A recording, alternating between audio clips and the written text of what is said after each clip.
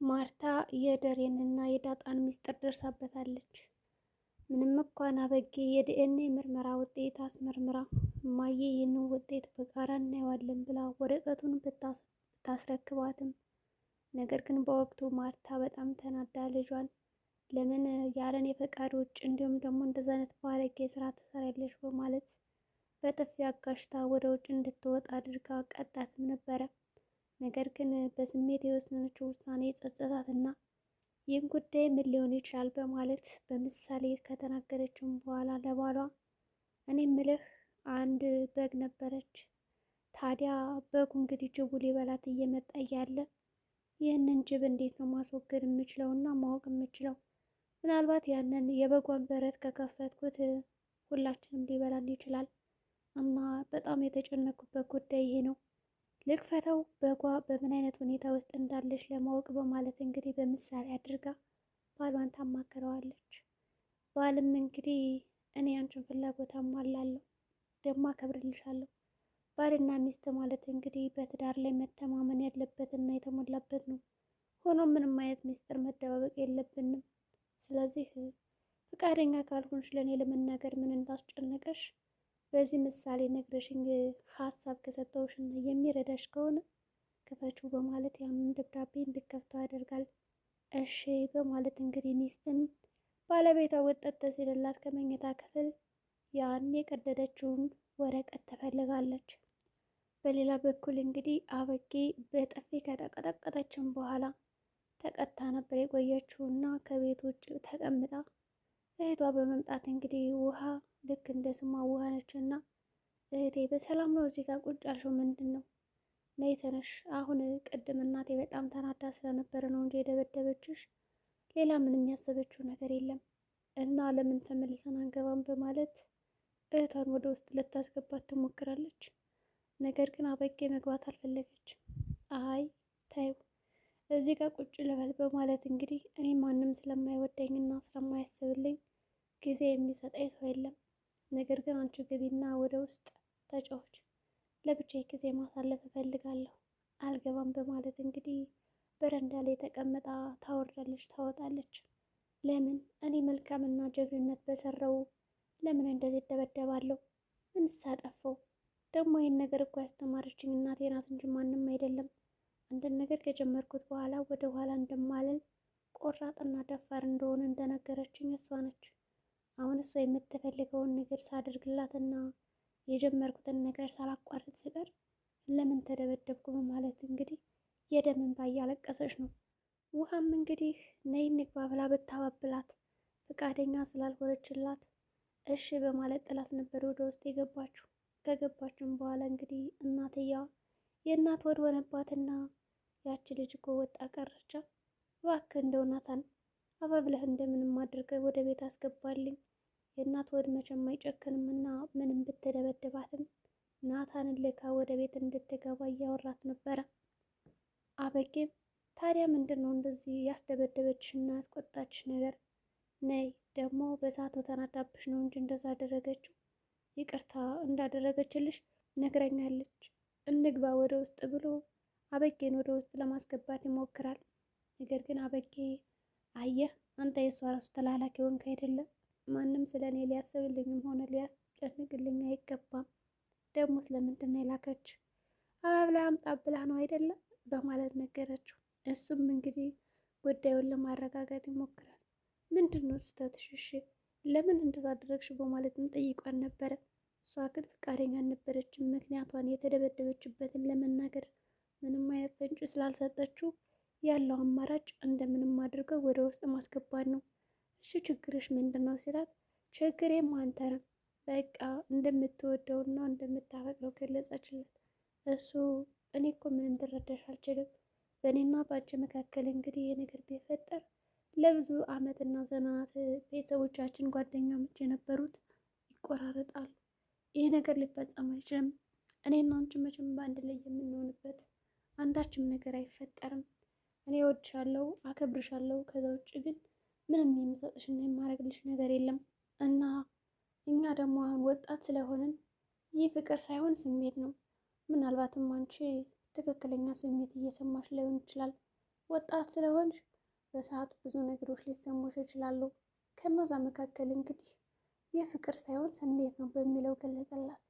እንግዲህ አበጌን በጣም ተናዳ ስለነበረ ሲጀመር አንተ ድሮም አይገባም ብዬ ነበረ ፋራ ሰገጤ በማለት እንግዲህ የስድብ ናዳዎችን አወረደችበት። እሱም ግድ የለም በቃ ነይ እንግባ በማለት ለማስገባት ይሞክራል። እሷን ላለማስከፋት ብሎ እሺ ታዲያ ለምን የተወሰነ ጊዜ አትሰጭኝም ይላታል። ኤቢም እንግዲህ አልገባም ብላ ስትግደረደር የነበረችው ይህንን ቃል ከሰማችን በኋላ ምን አልከኝ በማለት በደስታ እሺ በማለት ተከታትሎ ገብታለች። ከገባችን በኋላ እንግዲህ በይ ይቅርታ ጠይቂያት እናትሽን እግሯ ስር ወድቅሽ በማለት እግሯ ስር በመውደቅ እንግዲህ እናቷን ይቅርታ ጠይቃታለች። በሌላ በኩል ዳጣ ለምንድን ነው እንደዚህ የተፈጠረው ምንድን ነው በማለት በጠዋት ተነስታ ኮርተም ብላ ሳሎን ላይ ተቀምጣ ነበረ። ይሁን እንጂ ሰላም መጣችና ዳጣ በሰላም ለምን አለቻት። አንደው በጣም ህልም አይቼ ነበረ። ምን አይነት ህልም ነው? በቃ በህልሜ በቃ እናቴ ስታሯሩጠኝ አየኋት። እንግዲህ ስታሯሩጣት ያየቻት ህልም ወይዘሮ ማርታ በህልሟ መጣባት መሆን አለባት። ማርታ ካሁን በኋላ ጸባይ ይቀየራል። ለዳጣ ያላት አመለካከት በሙሉ ይቀየራል። በእርግጠኝነት ከዛ ቤትም እንደምታባራት የታወቀ ነው። ሰላምም እንግዲህ እናት አለሽ በማለት ጠየቀቻት። እንዲህ ይኖረኛል እንጂ በማለትም ከመለሰችላት በኋላ በቃ እስኪ ልሄድ ባለት ወጣ አለች። ከውሃ ጋርም እንቅስቃሴ ማድረግ ጀመረች። ዳጣ የተፈጠረው ነገር ቤት ውስጥ እንዲሁም ደግሞ እህቷ እንደዛ በጥፊ ስትቀጠቅጣት ስላየች ለምን መታቻት የሚለው በጣም ግራ ግብት ብሏት እያሰበችና እየተጨነቀች ነበረ። እኔ የምልሽ ውሃ አሁን እኔ እንደው እህትሽ መሆኔን ብታውቂ ምን ሊሰማሽ ይችላል በማለት ጠየቀቻት። ውሃም ታዲያ እህቴ አይደለሽ እንዴ አለቻት። ዳጣ የእሷን ስሜት መረዳት ፈልጋለች። ትክክለኛና እውነተኛ እህቷ ስትሆን ጥሩ አቀባበል ይኖራታል ወይስ ደግሞ ትቀየርብኛለች የሚለው ነገር ስለሰጋች ለዚህም ነበር የጠየቀቻት። አይ እሱስ አዎ ነኝ እህትሽ ነኝ በይኔ ትላታለች። በእጇ እንግዲህ ከትምህርት ቤት አንድ ወጣት የሰጣት መድኃኒት ነበረ። ማስቲካ ነው ብዩ በማለት ሰጥቷታል። ዳጣም ካየችው በኋላ በጣም ተጮባታለች። ይህ እኮ መርዝ ነው ሊገልሽም ይችላል ማን ሰጠሽ በማለት አፋጠጠቻት። ውሃም እንግዲህ ትምህርት ቤት ያለ ጓደኛችን ነው እና እንደ ማስቲካ ነው ብዩ ብሎኝ እንደውም ትምህርት ቤት እያለው ልውጠው ነበረ ግን ውሃ አጣው ትልና ታሳያታለች። በወቅቱ ውሃ የያዘችው ነገር በጣም አደገኛና ለበሽታ የሚዳረግ ከሌላ ነበረ። ዳጣም ሁለተኛ እንደዚህ አይነት ነገር ስትሰጭ ልክ ሕፃን ልጅ ይመስል እንዳትጠቀሚ ጥንቃቄ ብታደርግ የተሻለ ነው በማለት ጮሃ መከረቻት። እሷም እንግዲህ አልሰጥም በማለት ተደርድራ ነበረ። ዳጣ እንደምንም ብላ ቀማቻትና አሁን ይህንን ነገር ስትበይና ሁለተኛ ይዘሽ ካየውሽ አብዬ ከምትመታሽ በላይ እኔ ልደበድብሽ እችላለሁ። ከዛም አልፎ ለእናትሽ አሳልፌ የምሰጥሽ ጥንቃቄ ብታደርጊ ጥሩ ነው በማለት መከረቻት። ውሃም እንደ አንቺ ማንሽም ነው የምትደበድብኝ እህቴ አይደለሽ ምን ያደለሽ አላቅሽም እንደዝማ ማድረግ የለብሽም በማለት ጥላት ትሄዳለች። በሌላ በኩል እንግዲህ ወደ ቤት ከመጣች በኋላ አጅሪት አበጌ ከእናቷ ጋር እሺ ይቅርታ ትላታለች። ቅርታም ካረገችላት በኋላ እማዬ ግን አየሽው እንዴ ከፍተሽው ትላታለች። ኧረ አፈርቢ ደግሞ ጀግና ነገር እንደሰራሽ ይመስል ምንድን ነው እንደዚህ የምትጠይቂ አላየሁትም ትላለች። እናትም እንግዲህ ለልጇ ግን ይህንን ወረቀት አይተሸዋል ብላ ጠየቀቻት። እኔ አላየሁትም ነበረ ለማንኛውም እኔ ቀድጄ ጥየዋለሁ ካለቻት በኋላ ውጥት ስትልላት ያንን ወረቀት ትፈልጋለች። ደረጀም መጣ ወደ ቤት ከስራ ድክምክም ብሏል። አረፍ በል ተባለ። እሺ ምግብ ላምጣልህ አንፈልግም ማረፍ እፈልጋለሁ አለና ወደ መኝታ ክፍሉ ይሄዳል። ሲሄድ ግን ደብዳቤው እዛ ላይ ተቀዶ አይቶታል። ነገር ግን ለትዳሩ ያለው አመለካከትና ከፍተኛ መተማመን ስላለ በመካከላቸው የእሷ ወረቀት እንደመሆኑ እያወቀ ምንም ጠጋ ብሎ ሊያነሳውም ሊያዩም አልቻለም ነበር። ማርታ በማለት ይጠራል። ይህ ምንድን ነው ብሎ ጠይቃል። ሊያስከው አያ አረ የለም አይ በቃ ደሬ ምንም አይደለ በማለት ሚስትም በመርበትበት እንግዲህ ወረቀቱን ድብቅ ታረግና ይዘው ትወጣለች። ምን ሊሆን ይችላል የሚለው ነገር እያወዛገበውን አሁንም ቢሆን ካነሳችውም በኋላ ወስዳ ቁም ሳጥን ቁጭ ታደርገዋለች። ዳጣ አሁንም ቢሆን እያሰበች ነው። ከዛ ቤት የመቆየት እድሏ በጣም ትንሽ ነው። ሳሎን ቁጭ ባለችበት እንግዲህ አበጌ መጣችና እንዲሁም ደግሞ ከናታን ጋር ኳስ ሲጫወቱ እንደነበረ ከሰማችን በኋላ አበጌ ይበልጥ ተበሳጨችባት። ምንድን ነው እንደ ወንድ ደግሞ ኳስ የሚያራግጥሽ ብላ መዘዟን አመጣችባት። ምን ችግር አለው በማለት እንግዲህ ዳጣም ብዙ አልተከራከረቻት። ወዲያውኑ እናቷ ጠራቻት። ዳጣ በማለት ጠራቻት። አበጌ ሮጭ ብላ ሄደች። ደግሞ አንቺ ከመቼ ነው ዳጣ የሆንሽው? ዳጣ ነሽ አለቻት። አረ አይደለሁም። እሺ ውጭልኝ አሁን። ለማንኛውም ዳጣን ጥሪያት ትላታለች።